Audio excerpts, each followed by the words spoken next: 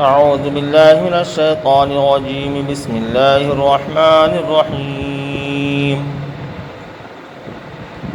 ليس البر أن تولوا وجوهكم قبل المشرق والمغرب ولكن البر من آمن بالله واليوم الآخر والملائكة والكتاب والنبيين وآتى المال على حبه ذوي القربى واليتامى والمساكين وابن السبيل والسائلين وفي الرقاب وأقام الصلاة وآتى الزكاة والموفون بعهدهم إذا عاهدوا والصابرين في البأساء والضراء وحين البأس أولئك الذين صدقوا وأولئك هم المتقون. يا أيها الذين آمنوا كتب عليكم القصاص في القتلى الحر بالحر والعبد بالعبد والأنثى بالأنثى فمن عفي له من أخيه شيء فاتباع بالمعروف وأداء إليه بإحسان ذلك تخفيف من ربكم ورحمة فمن اعتدى بعد ذلك فله عذاب أليم. ولكم في القصاص حياة يا أولي الألباب لعلكم تتقون. كتب عليكم إذا حضر أحدكم الموت إن ترك خيرا للوصية للوالدين والأقربين بالمعروف حقا على المتقين فمن بدله بعدما سمعه فإنما إثمه على الذين يبدلونه إن الله سميع عليم. فمن خاف من موص جنفا أو إثما فأصلح بينهم فلا إثم عليه إن الله غفور رحيم. يا أيها الذين آمنوا كتب عليكم الصيام كما كتب على الذين من قبلكم لعلكم تتقون أياما معدودات فمن كان منكم مريضا أو على سفر فعدة من أيام أخر وعلى الذين يطيقونه فدية طعام مسكين فمن تطوع خيرا فهو خير له وأن تصوموا خير لكم إن كنتم تعلمون. شهر رمضان الذي أنزل فيه القرآن هدى للناس وبينات من الهدى والفرقان فمن شهد منكم الشهر فليصم ومن كان مريضا أو على سفر فعدة من أيام أخر يريد الله بكم اليسر ولا يريد بكم العسر ولتكملوا العدة ولتكبروا الله على ما هداكم ولعلكم تشكرون. وإذا سألك عبادي عني فإني قريب أجيب دعوة الداع إذا دعاني فليستجيبوا لي وليؤمنوا بي لعلهم يرشدون.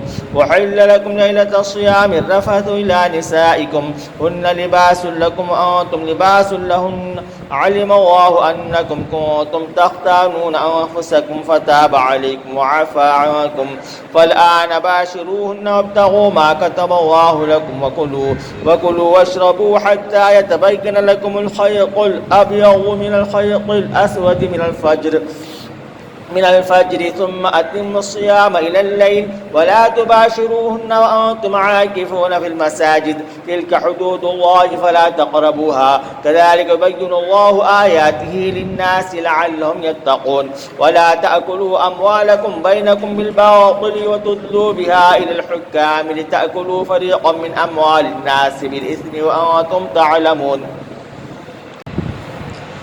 يسألونك عن الأهلة قل هي مواقيت للناس والحج وليس البر بأن تأتوا البيوت من ظهورها ولكن البر من اتقى وأتوا البيوت من أبوابها واتقوا الله لعلكم تفلحون. وقاتلوا في سبيل الله الذين يقاتلونكم ولا تعتدوا إن الله لا يحب المعتدين. وقتلوهم حيث ثقفتموهم وأخرجوهم من حيث أخرجوكم والفتنة أشد من القتل ولا تقاتلوهم عند المسجد الحرام حتى يقاتلوكم فيه فإن قاتلوكم فقتلوهم كذلك جزاء الكافرين فإن انتهوا فإن الله غفور رحيم. وقاتلوهم حتى لا تكون فتنة ويكون الدين لله فإن انتهوا فلا عدوان إلا على الظالمين. الشهر الحرام بالشهر الحرام والحرمات قصاص فمن اعتدى عليكم فاعتدوا عليه بمثل ما اعتدى عليكم واتقوا الله واعلموا أن الله مع المتقين. وأنفقوا في سبيل الله ولا تلقوا بأيديكم إلى التهلكة وأحسنوا إن الله يحب المحسنين وأتموا الحج والعمرة لله فإن أحصرتم فما استيسر من الهدي ولا تحلقوا رؤوسكم حتى يبلغ الهدي محله فما كان منكم مريضا أو به أذى من رأسه ففدية من صيام أو صدقة أو نسك فإذا أمنتم فمن تمتع بالعمرة للحج فما استيسر من الهدي فمن لم يجد فصيام 3 أيام في الحج و7 إذا رجعتم تلك 10 كاملة ذلك لمن لم يكن أهله حاضر المسجد الحرام واتقوا الله واعلموا أن الله شديد العقاب. الحج أشهر معلومات فما فرض فيهن الحج فلا رفث ولا فسوق ولا جدال في الحج وما تفعلوا من خير يعلمه الله وتزودوا فإن خير الزاد التقوى واتقون يا أولي الألباب. ليس عليكم جناح أن تبتغوا فضلا من ربكم فإذا أفضتم من عرفات فاذكروا الله عند المشعر الحرام واذكروه كما هداكم وإن كنتم من قبله لمن الضالين ثم أفيضوا من حيث أفاض الناس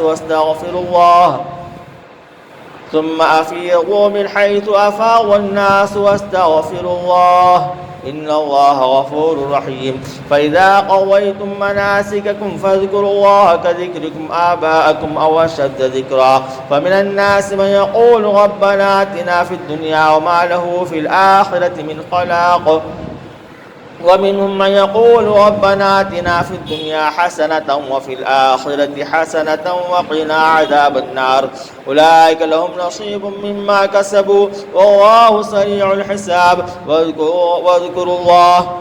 واذكروا الله في أيام معدودات فما تعجل في يومين فلا إثم عليه ومن تأخر فلا إثم عليه لمن اتقى واتقوا الله واعلموا أنكم إليه تحشرون. ومن الناس من يعجبك قوله في الحياة الدنيا ويشهد الله على ما في قلبه وهو ألد الخصام.